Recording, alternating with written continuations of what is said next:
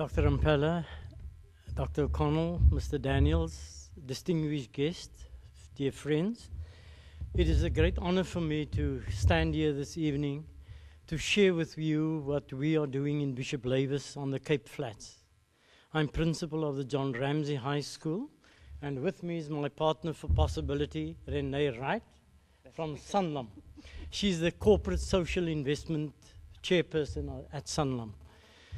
I've been very fortunate to work with Rene since last year. Now, during August of 2011, 33 leaders of Bishop Lavis were brought together at UWC to talk about creating a Bishop Lavis that is distinct from the past.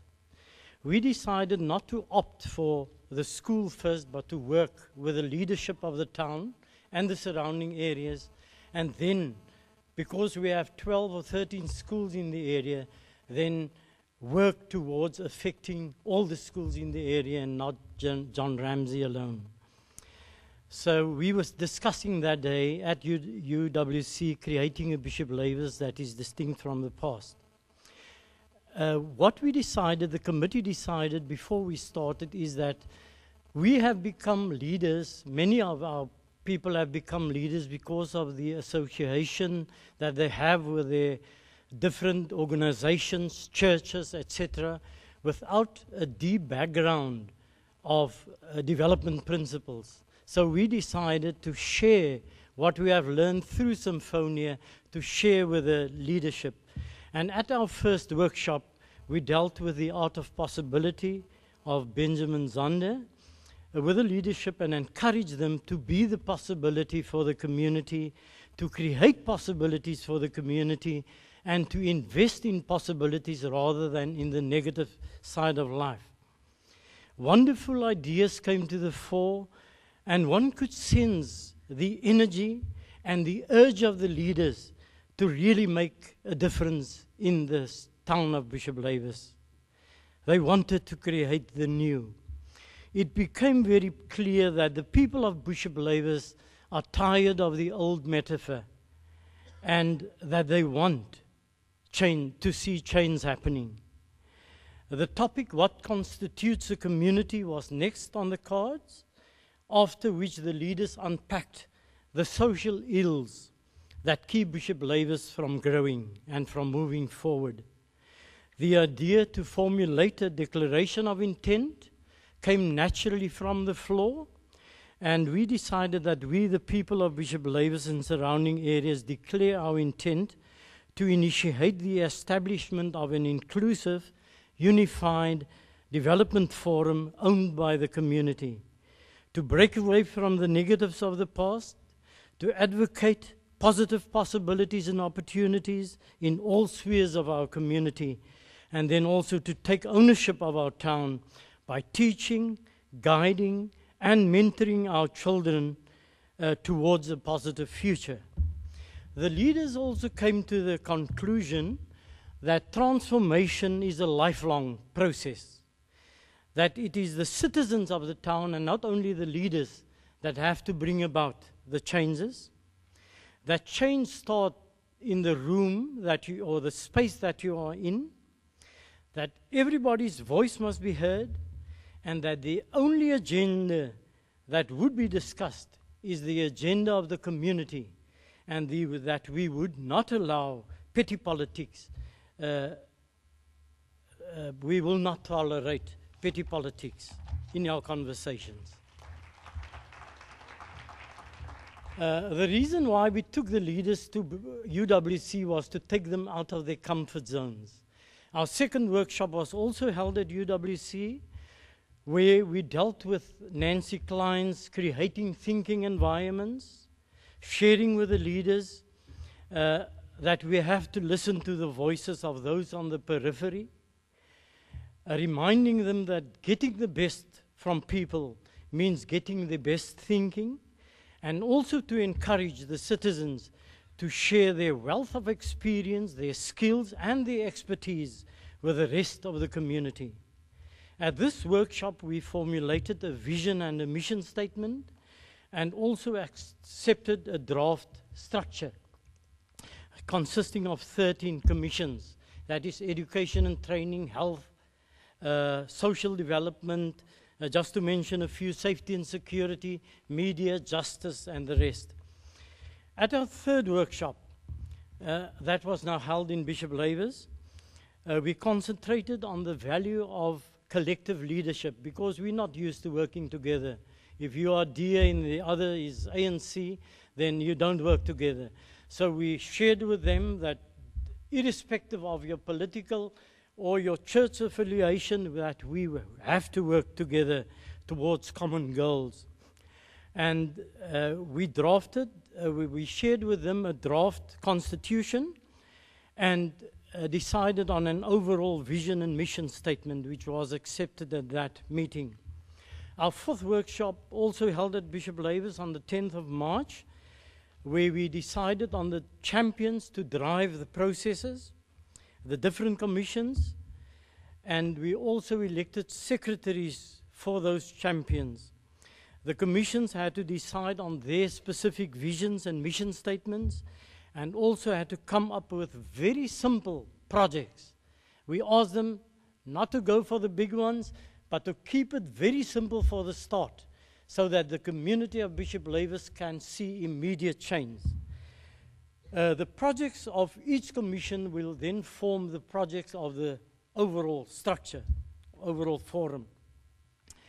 Then we had a meeting of the executive on the 5th of May, where we handed out to them the refined vision and mission statements, and we also refined the constitution. The officials of the executive were elected on the 9th of May, and at this meeting a date was set for the general meeting, which will take place on the 31st of May, where the constitution will be adopted and time frames set for the different projects.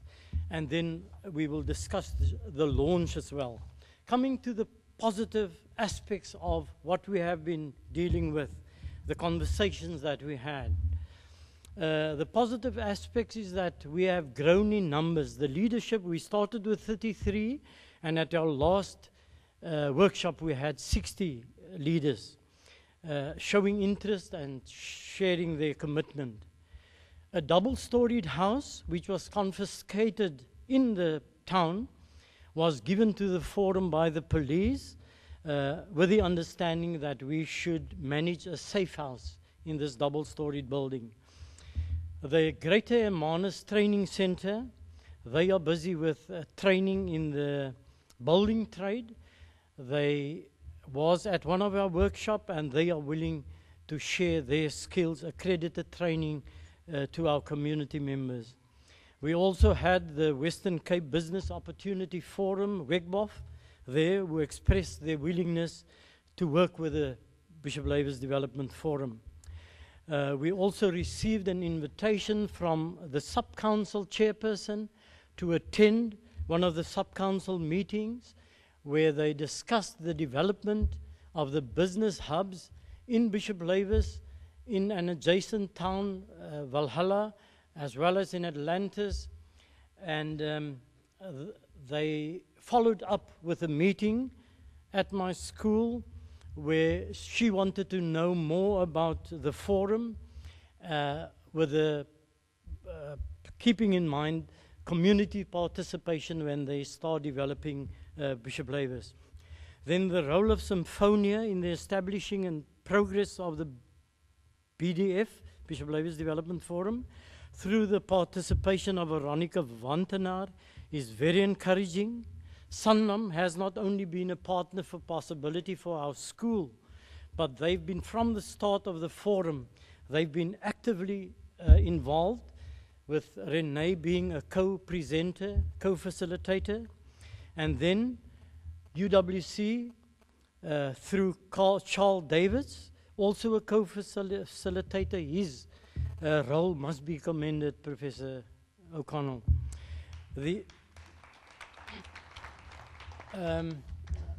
Something that really struck me, or strikes me every time, is the absence of conflict amongst the leaders. They have opted for dialogue rather than being busy with heavy debates. And through dialogue, we get to the best solutions. Then the enthusiasm of the leadership is a pillar of strength. The invitation of Symphonia to a conversation with Dr. Ampela at her house, where we shared experiences about active citizenship, was very enlightening. Then the assistance of Symphonia and Sanlam to establish a website for the forum will spread the message of transformation of Bishop Lavis to the broader communities and might draw great opportunities to the town.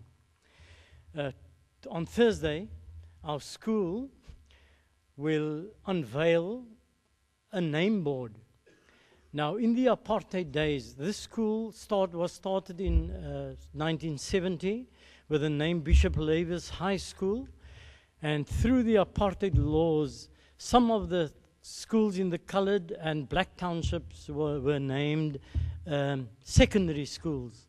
And none of the white schools, or the schools that had whites, were termed secondary schools. So on the 2nd of September of last year, I wrote to the Department of Education asking them that we would like to revert back to the name Bishop Lavis High School. The Department of Education agreed. Sanlam had the nameplate painted, and on Thursday we will unveil this name board, John Ramsey High School, and I can tell you that this is also a plus, not only for the school, but for the Bishop Lavis, and I think for South Africa.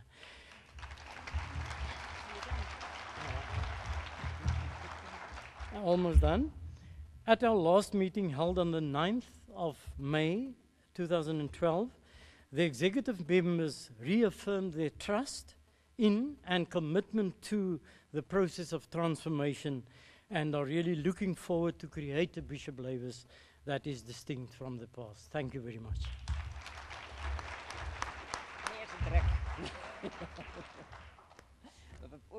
With a partner like that, I don't need to talk.